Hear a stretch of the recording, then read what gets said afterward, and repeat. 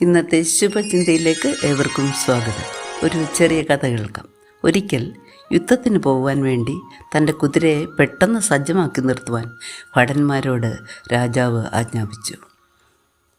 എന്നാൽ ആ കുതിരയ്ക്ക് ലാടം തറയ്ക്കുവാനായി ആലയിൽ ഏൽപ്പിച്ചിരിക്കുകയായിരുന്നു.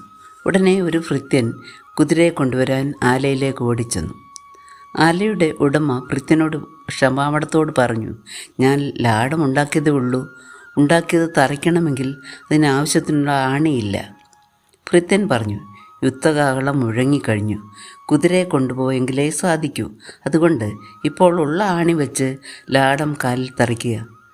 അങ്ങനെ മുഴുവൻ ആണികളും തറയ്ക്കുന്നതിന് മുമ്പേ ഭടൻ ധൃതി വെച്ച് കുതിരയും കൊണ്ട് രാജാവിൻ്റെ കൊട്ടാരത്തിലേക്ക് ഓടിയെത്തി. ഇത് കണ്ട രാജാവ് ഉടൻ തന്നെ കുതിരപ്പുറത്ത് കയറി യുദ്ധഭൂമിയിലെത്തി. യുദ്ധം തുടങ്ങി. അധികം കഴിയുന്നതിന് മുമ്പേ തന്നെ കുതിരയുടെ ലാടം ഊരി തെറിച്ചു പോയിട്ട് കുതിരയും രാജാവും നിലം പതിച്ചു. ആർക്കും രക്ഷിക്കാൻ കഴിയുന്നതിന് മുമ്പേ ശത്രു സൈന്യം രാജാവിനെ പിടിച്ചു കെട്ടി കൊണ്ടുപോയി. അങ്ങനെ ഒരാണിയുടെ കുറവ് കൊണ്ട് രാജ്യം യുദ്ധത്തിൽ തോറ്റു. രാജ്യം ശത്രു സൈന്യത്തിൻ്റെ കയ്യിലായിപ്പോയി.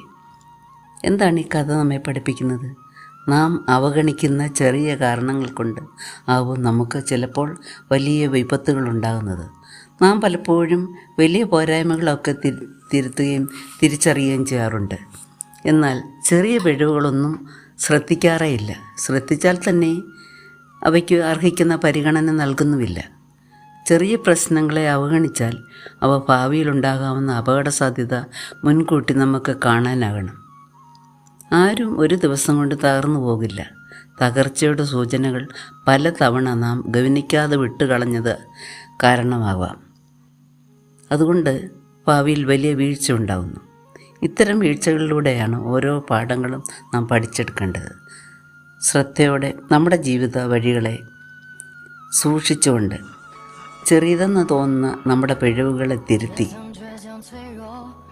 ഒരു ജയജീവിതം നയിക്കുവാൻ ദൈവം നമ്മെ സഹായിക്കട്ടെ എന്ന പ്രാർത്ഥനയോടുകൂടി ഇന്നത്തെ ശുഭചിന്ത നമുക്ക് ഇവിടെ അവസാനിപ്പിക്കാം.